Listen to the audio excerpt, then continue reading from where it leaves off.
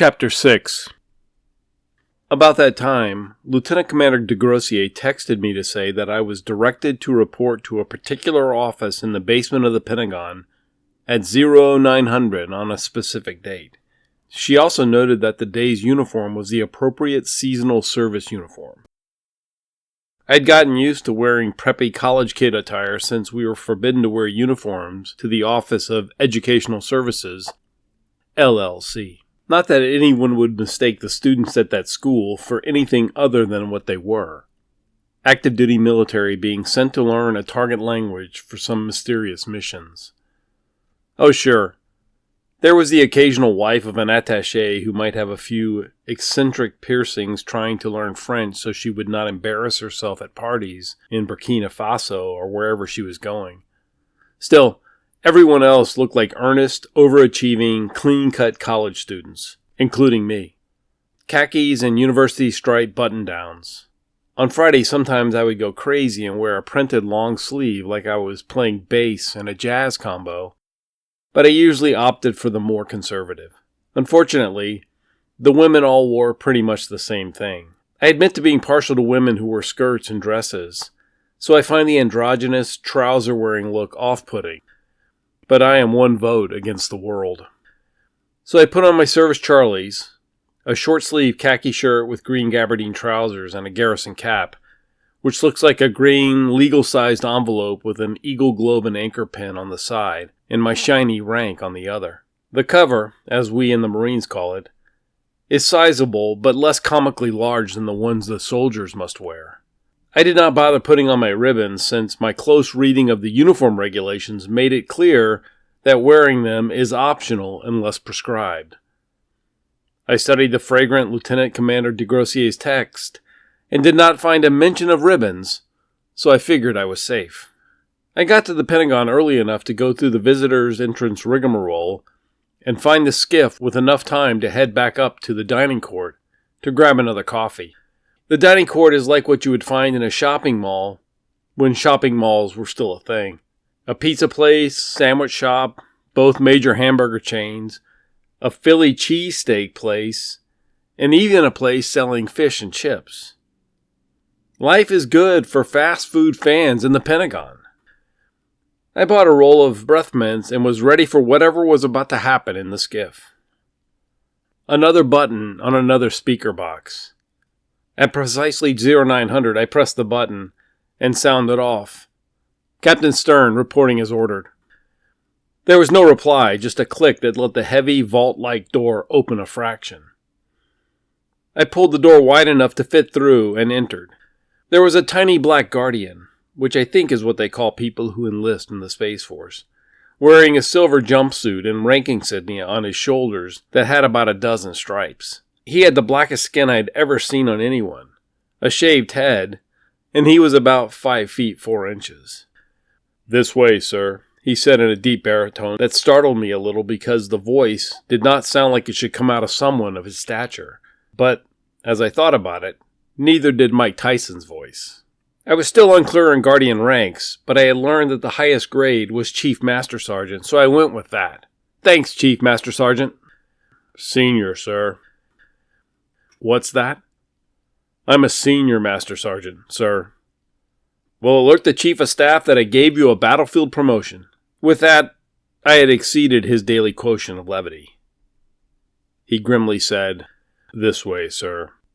I dutifully followed him down the narrow passageway to another vault-like door. "In here, sir." I am as much a sucker as any other officer for the honorifics. Senior Master Sergeant made his "sir" sound like some kind of slur. I just rolled with it. I went through the door into what was a little conference room. There were 5 total chairs in the room around a rectangular wooden table. The chairs were mesh and chrome-plated contraptions with plenty of levers, a headrest, and 5 wheels. Caster is the correct term. One at the end of each of the 5 chrome spokes that made up the base. Standard issue for conference rooms that a colonel might wander into. 4 of the chairs were filled with military members, although 2 of the occupants were women, without, so to speak, members. Interestingly, With me being the fifth, there were 5 different uniforms. The Air Force colonel at the end of the table was wearing the battle dress uniform, or their version of the camouflage getup. Why was he wearing that when the others were in some form of the service uniform? Who knows? Why do colonels do anything they do? The most compelling answer I ever heard was from a drunk lieutenant colonel who said, "Because who's going to tell them they can't?" The colonel was sitting behind a pile of folders with a piece of white cardboard and a red border stapled to the front of each. The folders were full of something top secret. The colonel had dark hair cut short, but it retained the wavy texture. He was a good-looking man with a square chin and brown eyes that would dart around.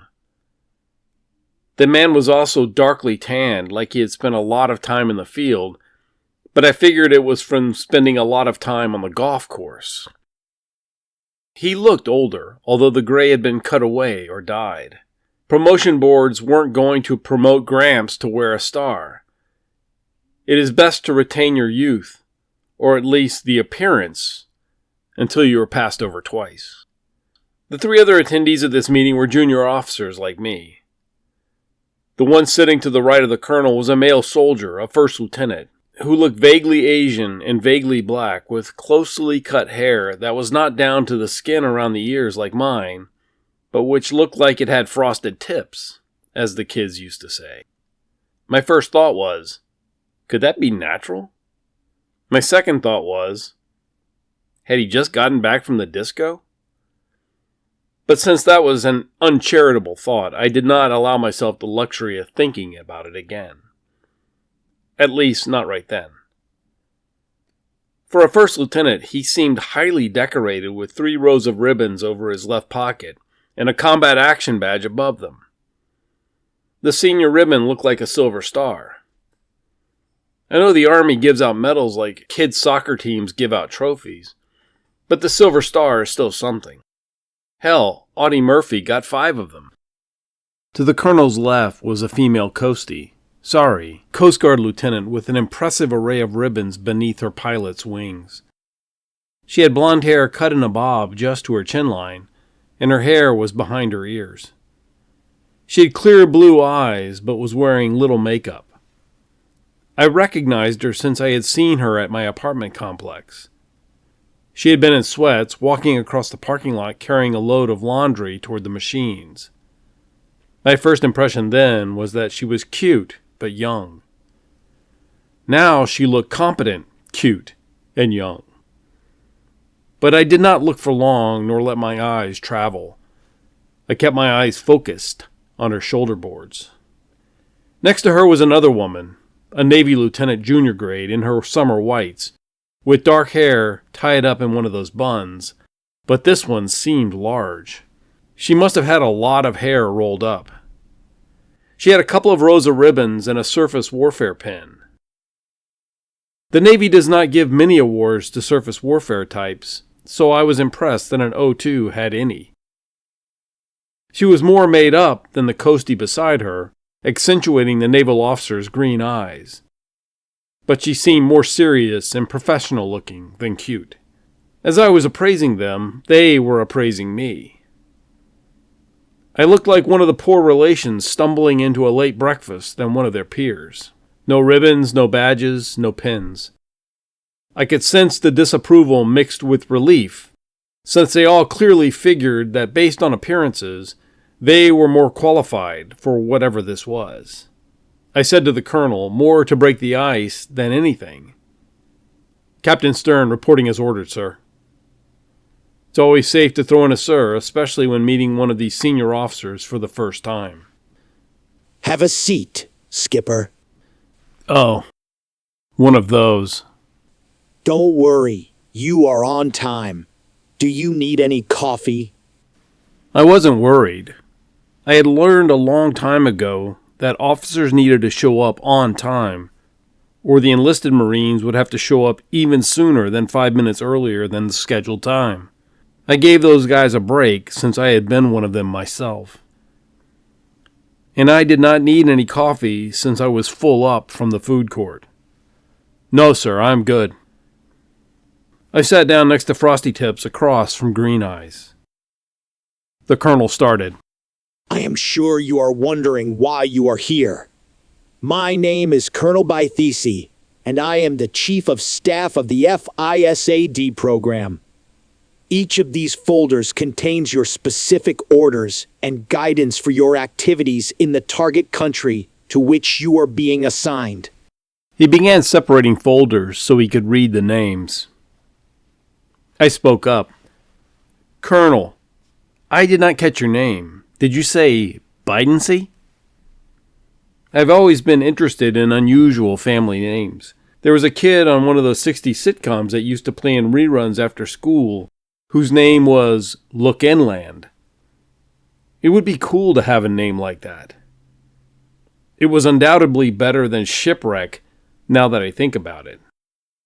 He continued looking at the names on the folders. No, Captain Stern, the name is By the Sea. Apparently, my family lived on the coast in Devonshire in England back in the day. He now looked up. Are there any other questions about my genealogy, or should we get on with the brief? Snickers from Frosty and the Coastie. None, sir. Very well. Bythesi pulled a pair of reading glasses out of a pocket on his left sleeve. The spectacles were shaped like the moon, a couple of days before a half moon. The astronomer boys call that a gibbous moon, with the convex side of the glasses facing down. He peered closely at a typewritten page with a stamp on the top, Top Secret /SCI, which was clear enough to me reading it upside down from the end of the table. You all have been selected, in the face of keen competition, for a task that will be rewarding personally and will be of great service to your country. This program is advertised as an opportunity to study independently in a foreign country in a target language. That much is true, but the other, unadvertised part of the program, you are all studying Category 4 languages, the most demanding target languages, and you are slated to begin programs of study in countries known to have robust intelligence collection services. Your instructors report that you are all making excellent progress and will be certified to begin your missions overseas ahead of schedule.